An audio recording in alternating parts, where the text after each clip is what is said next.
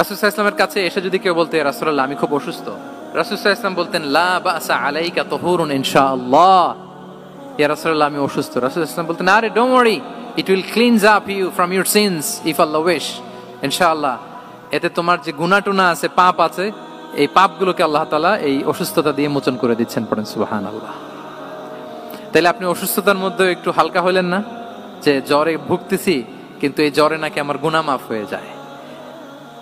পেটের ব্যথায় আক্রান্ত, মাথা ব্যথায় আক্রান্ত, কিন্তু এটাতে নাকি আল্লাহ আমার পাপ মোচন করে দেয়, তাহলে একটু ভালো লাগবে না? তাহলে দেখেন, একটা কঠিন পরিবেশকে রাসূল সাল্লাল্লাহু আলাইহি ওয়াসাল্লাম সহজ করতেন। অসুস্থ শুনলেই লা বাস তুহুরুন ইনশাআল্লাহ, আর কিছু হবে না, আল্লাহ তোমার গুনাহ মাফ করে দিচ্ছে। অসুস্থ ব্যক্তি দেখলে মাথায় হাত দিয়ে দোয়া করতেন, আল্লাহুম্মা রাব্বান নাস আযহিবিল বাস ইশফি আনতাশ শাফি লা শিফাআ ইল্লা শিফাউক শিফাআন লা ইউগাদিরু সাকামা। উজ্জীবিত হয়ে যেত অসুস্থ ব্যক্তি। আমরা কি করি?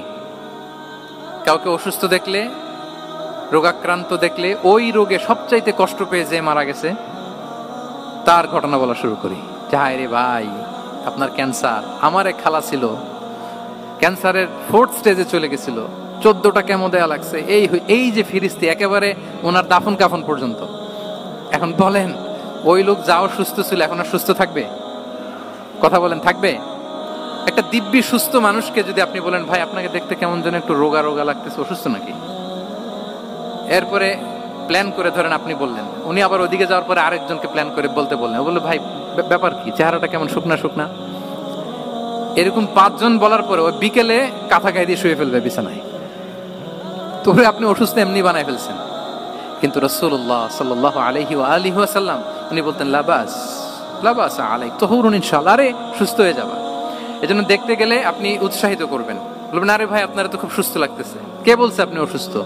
অসুস্থতার কোনো ছোঁয়াই তো আপনার মধ্যে নাই। হ্যাঁ, you are looking very fine, চমৎকার লাগতেছে আপনার, কে বলছে? তো ভালো হয়ে যাচ্ছেন। এটা বললে উনি আশা পায়। আর আপনি যদি ওই রোগে সবচেয়ে কষ্ট পেয়ে যে মারা গেল, এই ঘটনা যদি ওনারে শোনান, উনি বাঁচবে বলেন?